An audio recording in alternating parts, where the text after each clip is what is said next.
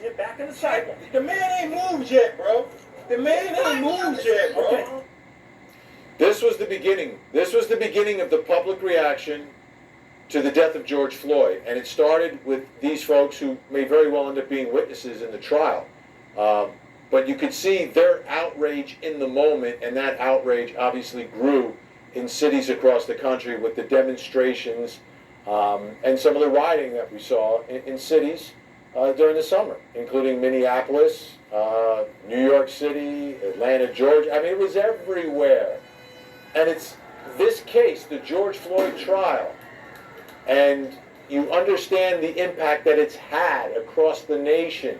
And the impact starts obviously with George Floyd's family first and foremost, but then to the residents of Minneapolis, folks in Minnesota, and across the nation. So, prosecutors in the case filed a motion for reconsideration, trying to convince the judge that he made a mistake by saying he's allowing cameras and microphones inside the courtroom for the trial.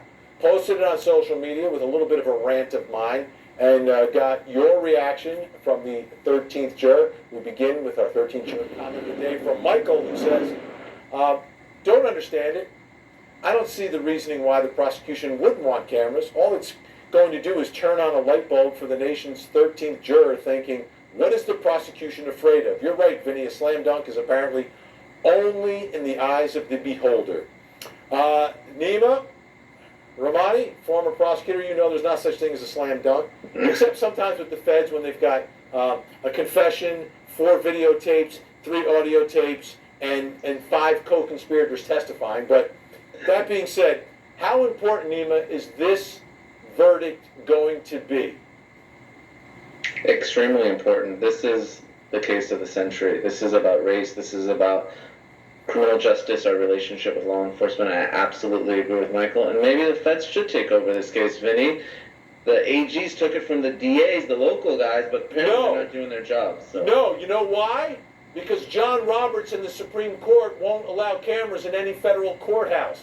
Even if the federal district court judge wants cameras there, Roberts and the rest of the crew won't allow it. So that's another one of many things I disagree with this Supreme Court. There you go. You know, Judy tonight writing, transparency is the key. It doesn't make sense that the prosecutors don't want cameras in the courtroom. This is not renewing our faith in the court system. Just makes people suspicious that there's something to hide. Aramis Ayala, state attorney for the 9th Judicial Circuit in Florida, which leads the nation in transparency. How's that working out for everyone down in Florida?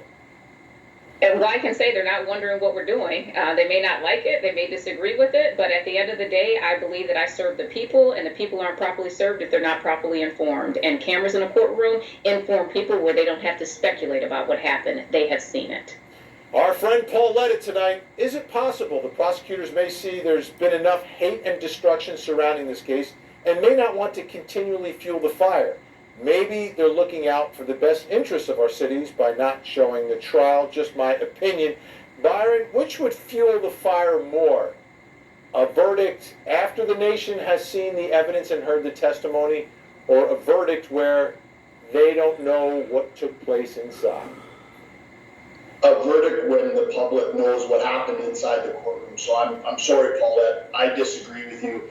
I don't think they know what they're doing, and I don't think that they're doing it to save the city or do anything like that. I think what they're trying to do is avoid the scrutiny of the public, but that's exactly kind of what goes with their job, is scrutiny from the public. And I think that's why they're not doing it. There's no altruism behind what they're doing.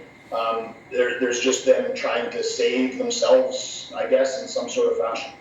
Christina tonight, wow, this is a reminder of D.A. Cameron, who swore the grand jury decided against indicting for murder. Too much this year if you want to begin to heal the cops versus communities relationship. This needs to be public.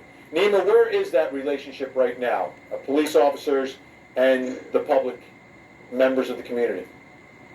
Relationship is poor, and this is not helping it. You know, obviously prosecution and law enforcement are separate, but the public needs to have faith in their public servants, whether they're local DAs or AGs. And I think she's talking about not DA Cameron, but AG Cameron out there in Kentucky, who made a huge mistake in how he blamed the grand jury